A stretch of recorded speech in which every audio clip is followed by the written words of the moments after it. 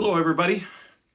We had some trouble with our recording from July the 2nd, and I've had a few people asking about the message. It had a dramatic portion to it, at least, and so a few people are asking about it. I thought since the recording didn't work, I'd re-record it and try and give you a sense of where we have covered and also where we're headed in the future throughout the rest of the summer.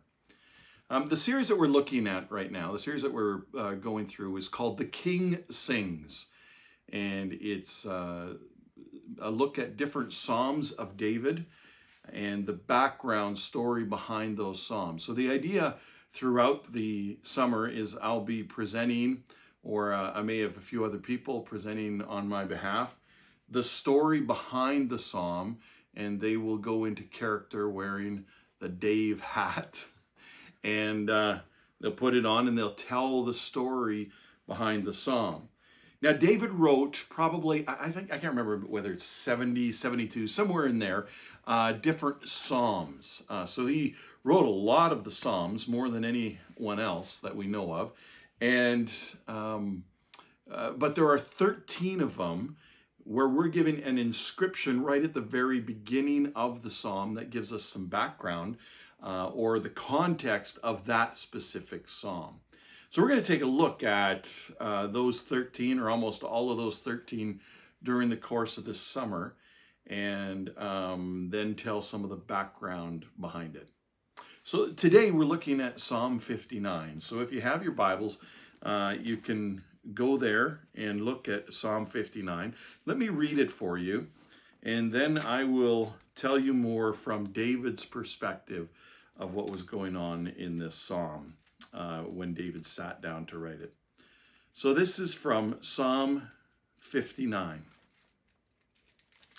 It says this, begins with the inscription: "For the director of music, to the tune of Do Not Destroy, of David, a miktam, when Saul had sent men to watch David's house in order to kill him. Deliver me from my enemies, O God. Protect me from those who rise up against me. Deliver me from evildoers and save me from bloodthirsty men. See how they lie in wait for me. Fierce men conspire against me, for no offense or sin of mine, O Lord. I've done no wrong, yet they're ready to attack me. Arise to help me. Look on my plight. O Lord God Almighty, the God of Israel, rouse yourself to punish all the nations. Show no mercy to wicked traitors. They return at evening, snarling like dogs, and prowl about the city. See what they spew from their mouths? They spew out swords from their lips, and they say, 'Who can hear us?' But you, O Lord, you laugh at them. You scoff at all those nations. O my strength, I watch for you. O God, my fortress, my loving God. God will go before me and will gloat over those who slander me. But do not kill them, O Lord, our shield, or my people will forget. In your might, make them wander about. Bring them down for the sins of their mouths, for the words of their lips. Let them be caught in their pride, for the curses and lies they utter. Consume them in wrath. Consume them till they are no more. Then it will be known to the ends of the earth that God rules over Jacob. Selah." They return at evening, then snarling like dogs, and prowl about the city. They wander about for food and howl if not satisfied. But I will sing of your strength. In the morning, I'll sing of your love. For you are my fortress, my refuge in times of trouble. O my strength, I sing to you, or I sing praise to you. You, O God, are my fortress, my loving God.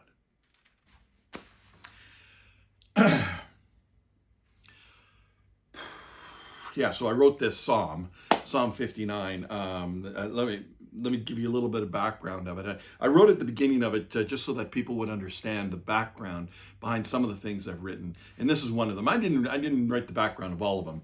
There's lots of different songs that I wrote. Now I'll probably be writing a lot more of them, but the problem that's going on in my life right now is that Saul he's got it out for me. I mean, he's had it out for me for a little while, but he came to my house.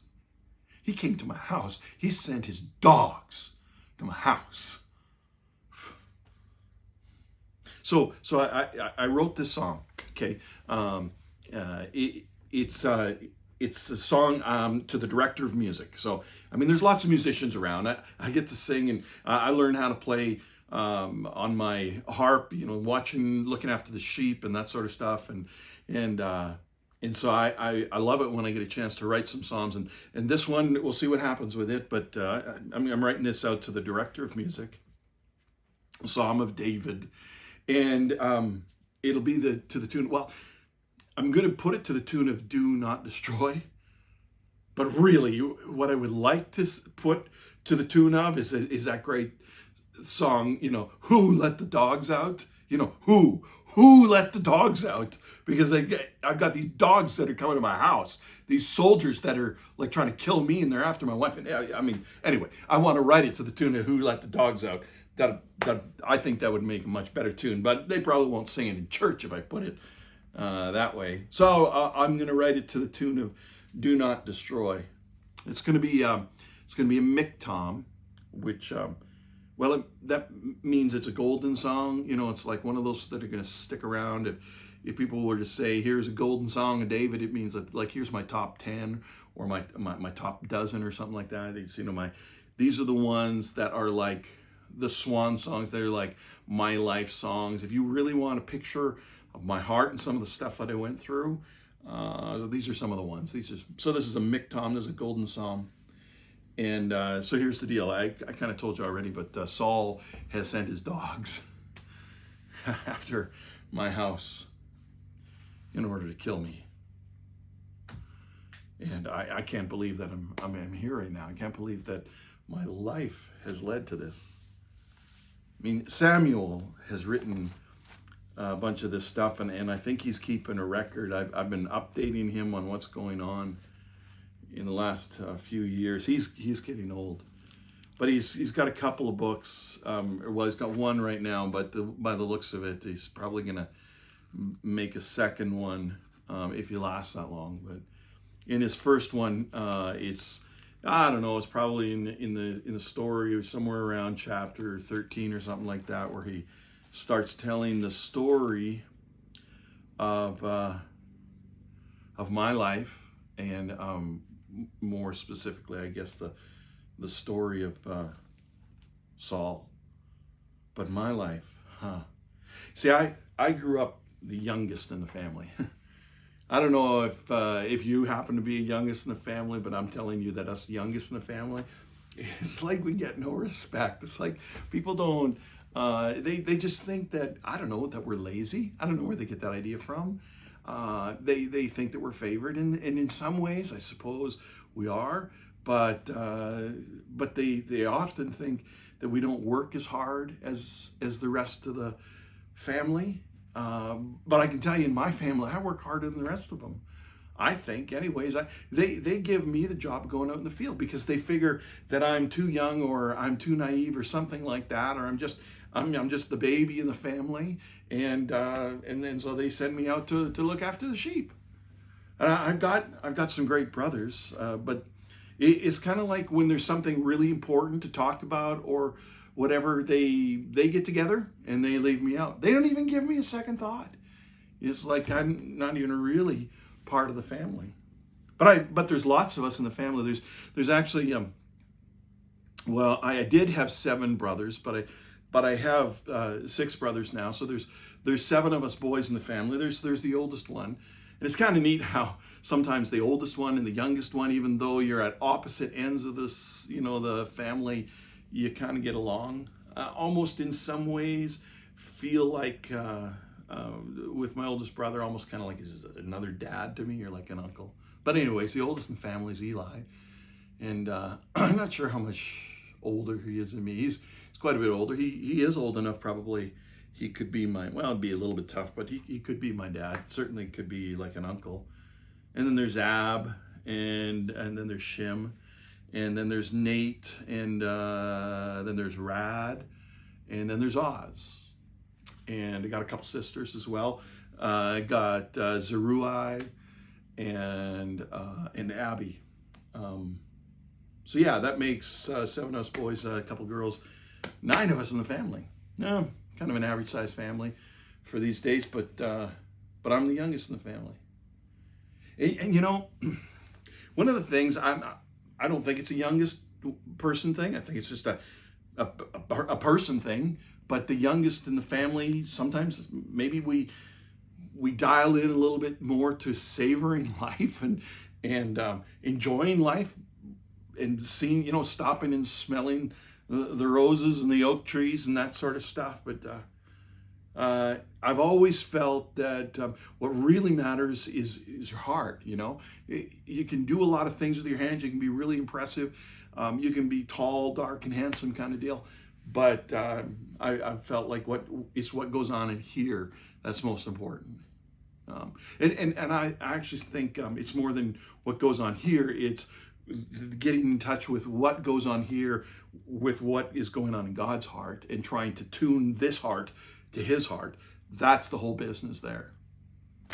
But I don't know what it is, but it seems like some of the older ones in the family, I don't know, they got their loincloth on too tight or something. They're all bound up. They can't stop and enjoy life and really tune their hearts to what God's heart is all about. But I learned how to do those things because I spent hour after hour after hour out in the pasture looking after the sheep. And, while I was there, I learned to play on the harp, learned to play the strings, and I would play and I would sing, and you just start to fill your heart, and you think about some things that I think are a little more important in life. And people get so caught up in all the busyness, especially Eli and some of the older guys. They got caught up in that. But it's not totally unexpected. In our country right now. Our country is like in a serious drift away from God. And we really should know better. We've got our roots in God-fearing people, and it's like our country is on a serious drift. It's like their heart as a country is like totally away from God. And I know that Samuel, he's like deep concerned about that. He weeps about that because he sees how our country is in a drift. It started, a number of years ago because all these other countries around us had these kings that were the leaders, and our country, a bunch of people, some of our neighbors and stuff, decided that they wanted a king just like everyone else. And Samuel said, no, this isn't good. You shouldn't be desiring a king. But they said, no, Samuel, you're getting old. The other nations around us have kings, and so we want one too. And Samuel, despite their warnings, said that he would allow them to have a king. So he gave him a king and searched for a king. And, well, that's where Saul comes into the picture. He's the first king. He is the first king, sort of, I guess. I hear that God's removed his blessing from him. That's for God to tell me when that time comes, and that's, really official. But they were looking for a king, and Samuel told them shouldn't be looking for a king, but he went and he gave him Saul. He anointed Saul as king over Israel. You probably would too. Saul's pretty impressive. He's a tall man. He is a strong man. He's the kind of person that when the other countries see our king Saul, they're like, ooh, he's scary. He's like, wow, he's built. It's impressive. But his heart isn't in the right place. His son is good, though. Jonathan is my friend. Jonathan is amazing. Jonathan knows no fear. And he really has his heart after God too. Because, I mean, the Philistines were attacking us, and so Jonathan, he just had such faith in God, and he decided one time, he said, enough of this. And so he went to the Philistine outpost in Geba, and then he just attacked them there. He's like, went after them, and man, did they ever get upset. They caught them, kind of with their pants down kind of deal, and they were furious. They rallied all their troops, like thousands of chariots and horses and soldiers came from all over the place. And John's like, whoa, he woke up the sleeping giant. And man, we ran. I was still out shepherding, but the guys, they ran from there, and Jonathan ran, and they hid in the in the rocks and the caves and the thickets and anywhere that they could find some shelter from these Philistines that were like these mad hornets that came out of nowhere. And they should have known, but Jonathan had faith in God, and I think he had the right heart, because he knew that if God really wanted us to live this way, where we were subjected to the Philistines and stuff, then he would have made sure that we were struck down and never able to be delivered from that. But Jonathan knew that that if God was with us, though, we could attack the Philistines, and it didn't matter how many of them there were. See, that's my man, Jonathan. That's the kind of strength and, just guts that Jonathan had. Love that guy. I'm so glad that he's my friend. But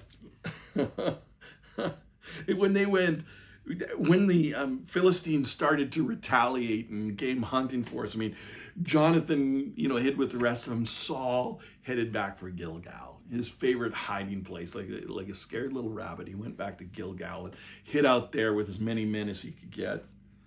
And when he's there, he starts to panic, because he realizes that you've now woken up the sleeping giant, and the only thing that can go after or can counter this sleeping giant is a God who is bigger than their giant, which we have, but Saul's heart isn't there, right? And so he's cowering, and he decides that he needs to make this an offering to God, and he calls Samuel, and Samuel is late coming. I think Samuel was deliberately being late, to see what he would do. And so Saul panics. He decides that he's going to do the offering himself. Well, Saul's not a king, is not a priest. He's a king, but he's not a priest. He's not supposed to be offering this offering, but he does. And Samuel gets there, and he's like, Saul, what are you doing? You're disobeying God. The God that you're calling out to save you is the one that you're snubbing your nose at, Saul. What are you doing? And it was at that time that Samuel wrote some stuff to them at that time, and he said this. He said, you acted foolishly, Saul. You have not kept the command the Lord your God gave you. If you had, he would have established your kingdom over Israel for all time. But now your kingdom will not endure. The Lord has sought out a man after his own heart. Yeah. And appointed him leader of his people, because you have not kept the Lord's command. This is what I was talking about, right?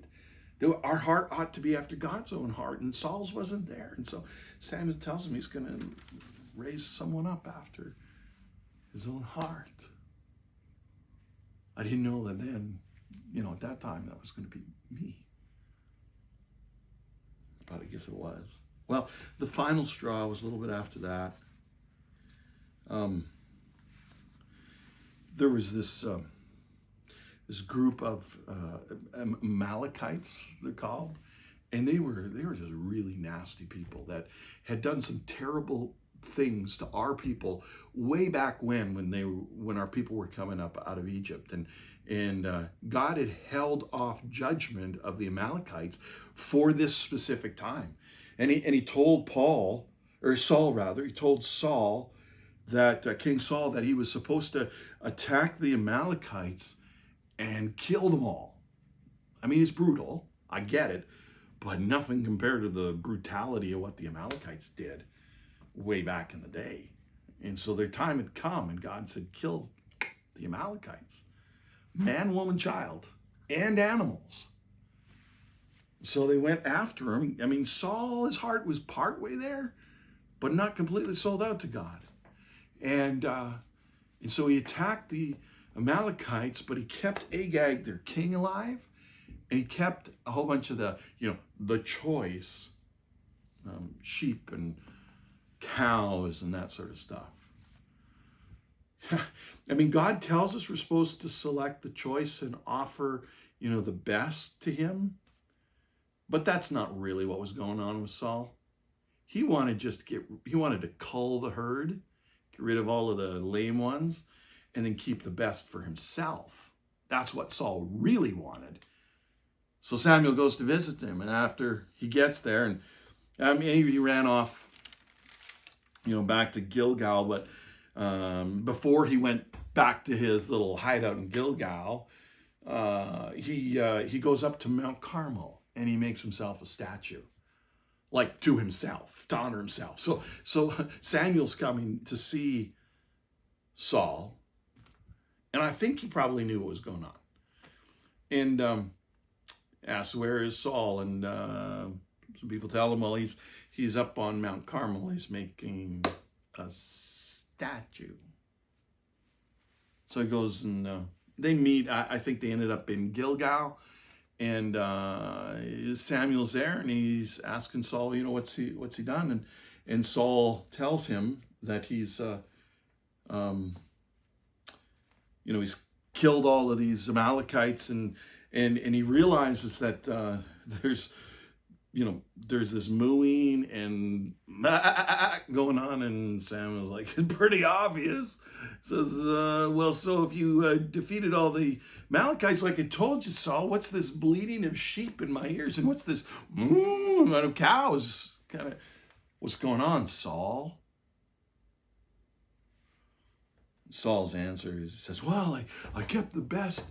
I kept King Ahag, alive. Agag, so we can deal with him, so you can really see him yourself. I mean, God told him he's supposed to kill him, not keep him alive.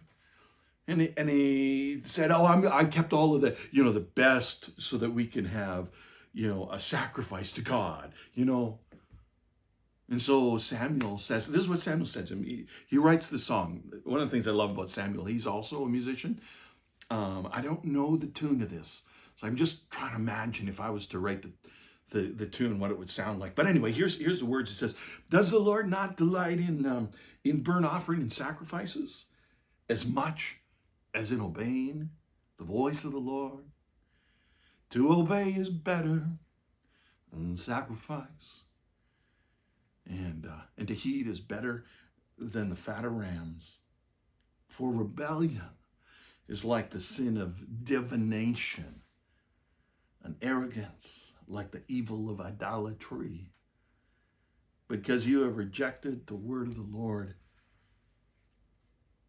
he has rejected you as king. I'd like to have that song written about you. Well, he wrote that song.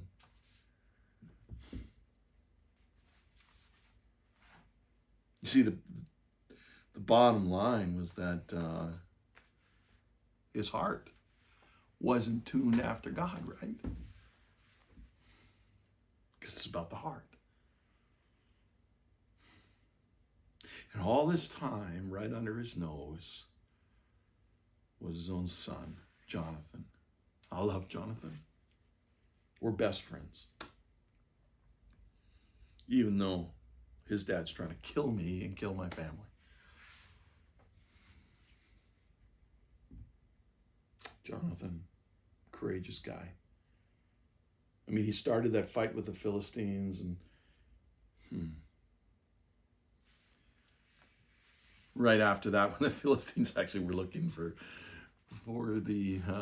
Jonathan and the rest, as they're hiding under the rocks. And Jonathan, one time, it was just him and his armor bearer, and they were hiding in these rocks and stuff. And Jonathan says, his armor bearer says, okay, here, let's do this. Let's stick our heads up and start walking towards them. And as we're walking towards them, if they say, get out of here, or start to chase us or something, then let's run, okay? But if they say, come on over here, you dogs, then we'll run towards them and we'll kill them. I can't imagine how shaking in his boots the armor bearer was. But anyway, Jonathan didn't really wait for his armor bearer to fully agree before he's sticking his head up, and he looks out there, and they see Jonathan and this guy with him, and they say, hey, look, there they come out of the bushes, sticking their heads up. Hey guys, come on over here, guys. And so they went over there. And Jonathan and his armor bearer that day killed 20 guys with their bare hands. The two of them, just swords, and 2 guys killed 20. That's my man, Jonathan. He is tough. He's like his dad. And he is an oldest in the family, so I guess there's some older in the family that are really cool and good. Jonathan is certainly one of them. But, even his dad, even though you got this great son who would do anything for you, like Jonathan would do anything for his dad. There's one time when Saul gets this idea in his mind that all of his soldiers should stop eating until they're victorious over his enemies. But that's a real brilliant plan, bonehead. Starve your soldiers so they can barely walk, and then you say it's going to continue until you kill all the enemies. Well, they're going to get killed. So it was a dumb plan. But anyway, they're doing this. And Saul had said, if anyone eats during this time, then I'll put him to death. So Jonathan's walking along, and he's going through the bushes and stuff, and he sees this honeycomb there, and he takes his long end of his spear and sticks it in the honeycomb, and it's dripping with honey, and he takes some and eats it. I mean, they were starving. And so Jonathan eats that, and he's like, oh, I feel so much better. And then word gets back to Saul, and Saul says that Jonathan should be killed. Can you believe it? Your own son. Over your own stupid plans. And so he's planning to kill him. But some of Saul's own soldiers and some of his generals and stuff are talking with him and tell him, Saul, that's just, don't do this. And so they talk some sense into him and spare his life. But his dad was seriously going to kill him. But we became best friends after we killed the king, or the giant. After we killed the giant. But just before that, remember I was telling you about Samuel, really old and stuff. He had come to visit, and it was a surprise. I mean, what was he doing coming to our farm? There's a little farm on the outskirts of Bethlehem, and along comes this great man of God, Samuel. And God had apparently told Samuel that he's going to anoint the next king. So he told Samuel, get your oil flask, which he used to anoint people, different people, but especially important right now was he was going to anoint the next king. And he sent him to our house. God sent him, that is, to our house. And he comes to our house and he starts asking for to see the boys. Now, my dad was too old, so obviously it wasn't going to be him. But he said, can I see your sons? And he brings the oldest one, Eli, in there. And Samuel had the response that everyone seems to have with Eli, and they're like, wow, he's impressive. I mean, he's tall, he's handsome, he's kind of like Saul in the looks department, and he's tough, and he's got that that right mix of rugged and softness, and Samuel's like, well, this is the one, and God tells Samuel that, tells him Don't look at the outward appearance. God doesn't look at the outward appearance. God looks at the heart, right? So it's the heart thing again. And God had told Samuel then that it wasn't going to be Eli, and it wasn't going to be Ab, and it wasn't going to be Shim, and it wasn't going to be Nate, and it wasn't going to be Rat, and it came down to Oz. It wasn't going to be any of the boys. And Samuel knew he wasn't coming to anoint a queen, so it wasn't going to be the daughters. And Jesse, my dad, says, well, I guess it must not be us. And seriously, I'm still here. Like I say, totally forget about the youngest in the family. And Samuel says, is that it? And somehow he remembered that there's still the youngest in the family. He's out in the field looking after the sheep, doing the real work. And so he comes out to fetch me, and he brings me in. And Samuel, this is how Samuel described me. When he started to write about it, he described me this way. I came in there, and he describes me as ruddy with fine appearances and handsome features. Fine appearances and handsome features. And ruddy. What's ruddy? It's like, I'm like, is that a smell? Do I smell ruddy? Is it sounds like a disease or something? He's got the ruddy. I don't know. But anyway, he said that I was handsome and I had fine features. Well, so there's some things brewing at that time. One of the things that was brewing at that time was that this is kind of the beginning of when Saul was having like some things going on in his head. He would have some times, and we had a lot of debate over, is this an evil spirit coming upon him? Is this some sort of mental illness kind of deal? What's going on? We concluded that it was an evil spirit from God. It's kind of like God was using this to show Saul that he had removed his blessing from him. Well, anyway, he would get in this way, and he was just like, he was angry. He would rant and rave about stuff, and people were scared of him.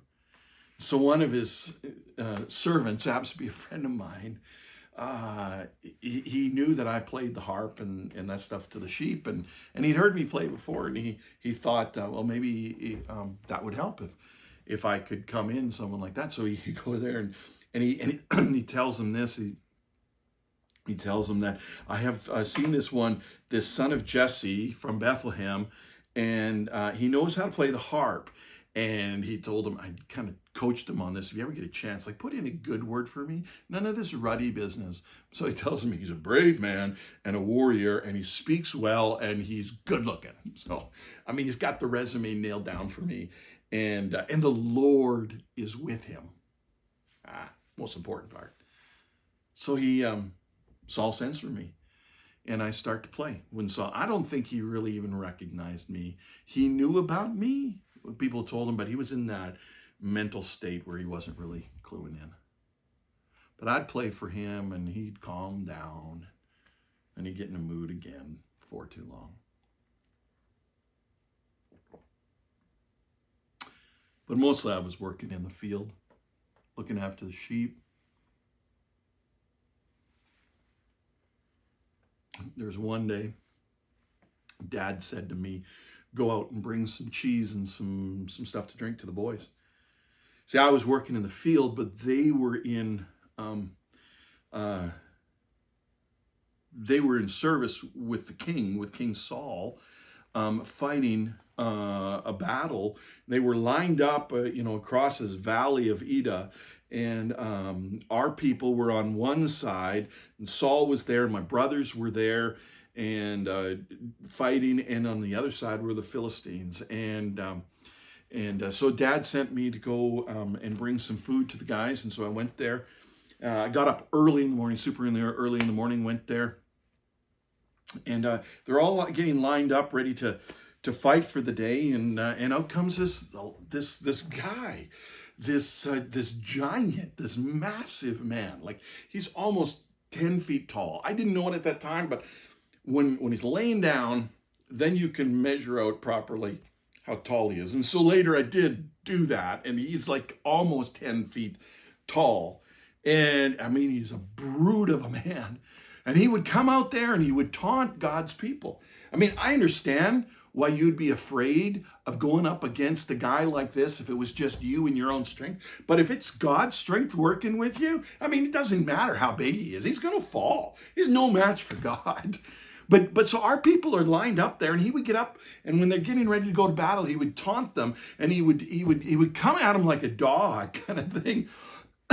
and he would tell them, okay, send your best warrior against me, and I dare you, and double dog dare you. So he would say, if you win against me, if any of your men can take me on and beat me, then we'll be your servants. But if I beat your men, then you become our servants.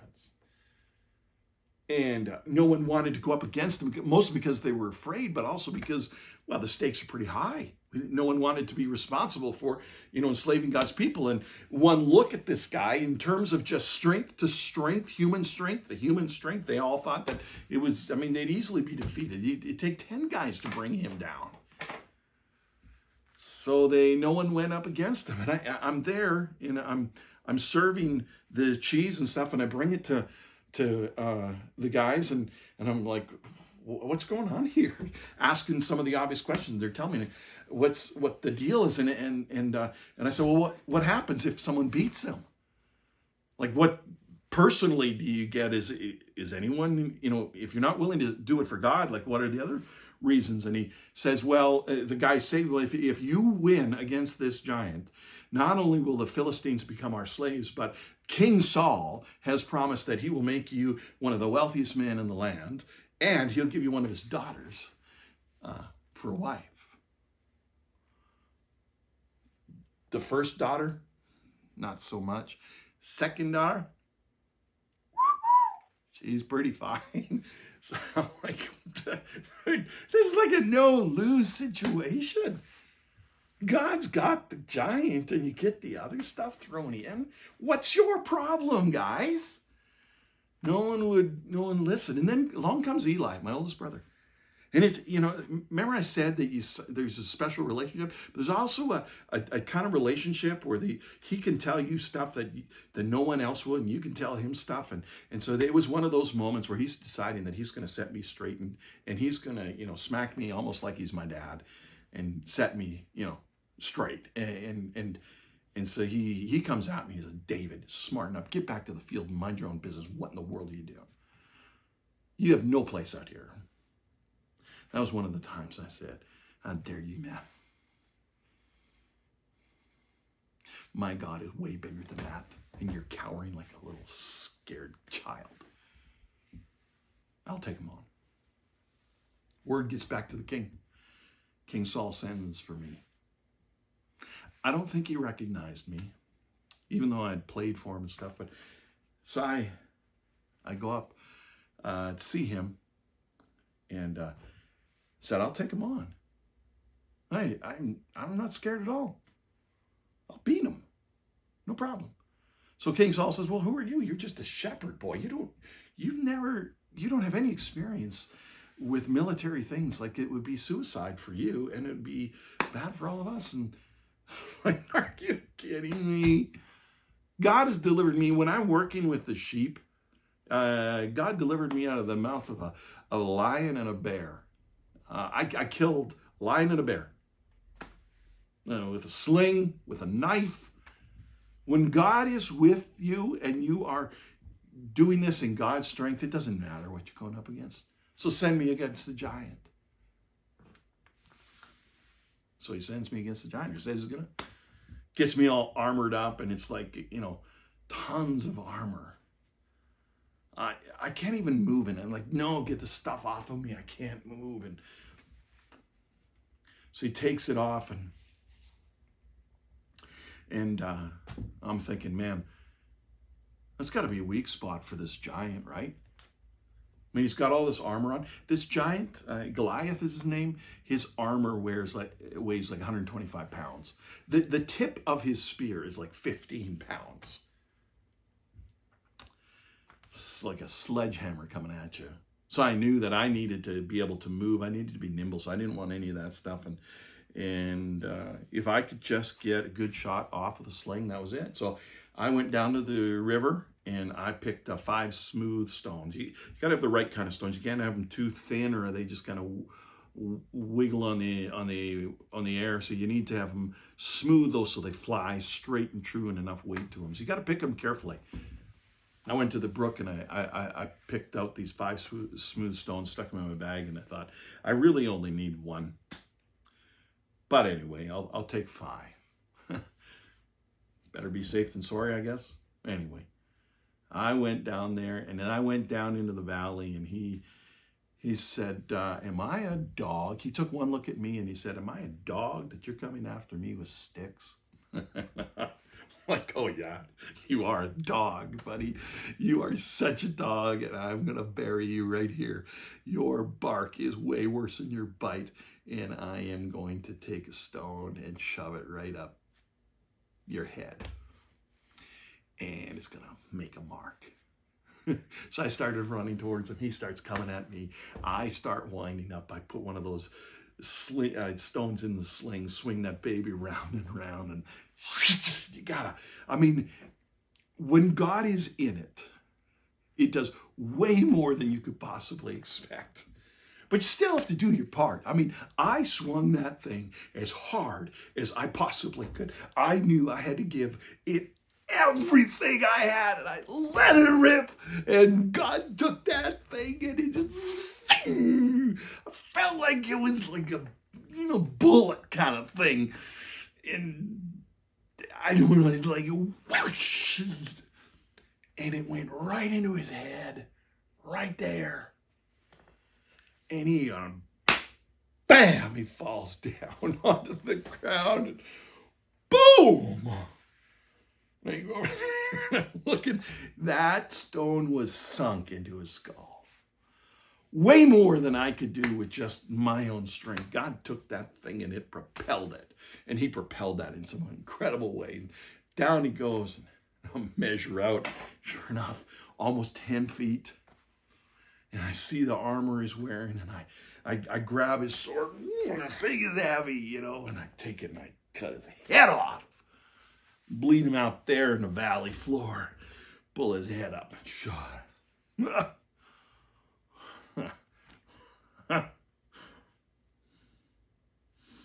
Start going back. Saul is like cheering. Everyone is cheering. I'm like, yeah, just God did that. And there's something, though, in all of that bothered Saul.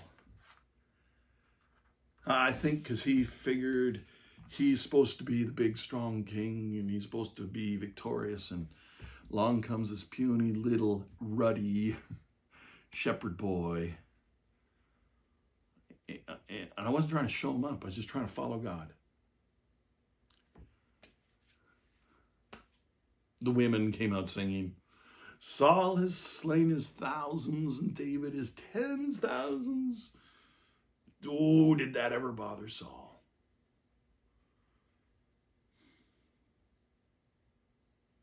And he starts coming after me. I mean, to begin with, he put me in charge of his army and everything. I would go out and I would win more battles with the Philistines. And I thought that would make him proud. I thought that would make him happy. I was faithful to him.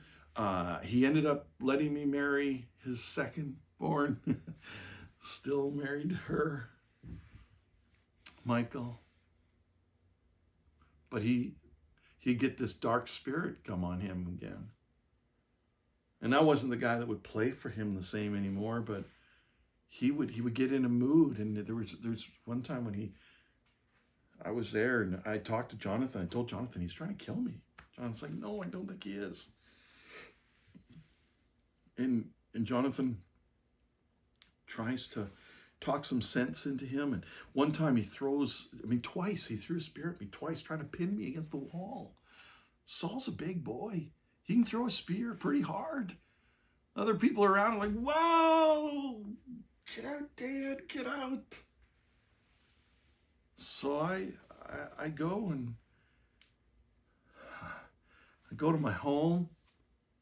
Got my beautiful wife there. Saul's daughter.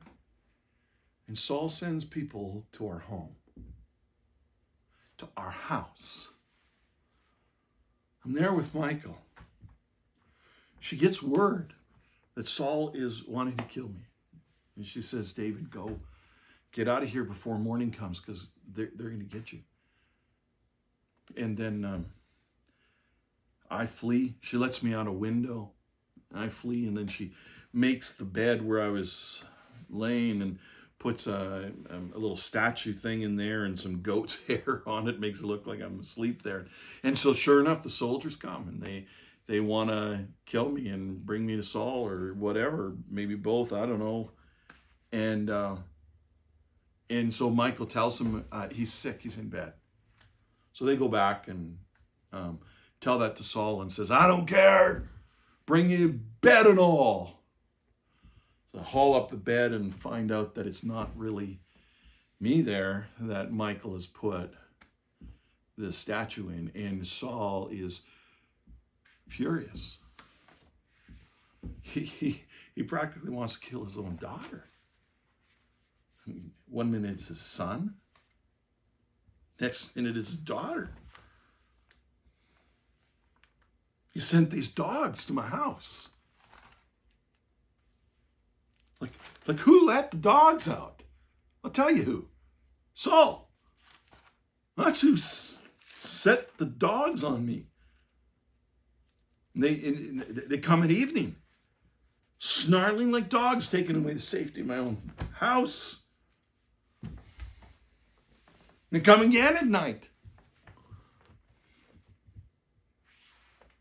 I don't know how to handle this. It makes me absolutely, furious. I want these guys destroyed. I know I can't take out Saul. I don't think God would bless me to do that. God will do it in his own time, in his own way, but I need, when you got nowhere else to turn, where do you turn? I just thought, well, I'll tell you where I turn. I turned the same place as I did when I was a boy. Years ago. I'm not very old yet. I'm not even 30. I'd pick up my harp and I'd write a song. That's what I did. And really, the place that I turn is I get this old heart of mine and I turn and tune it to his heart.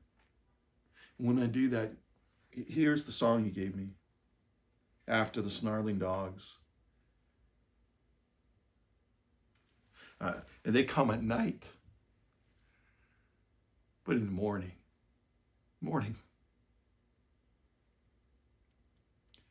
after it's really dark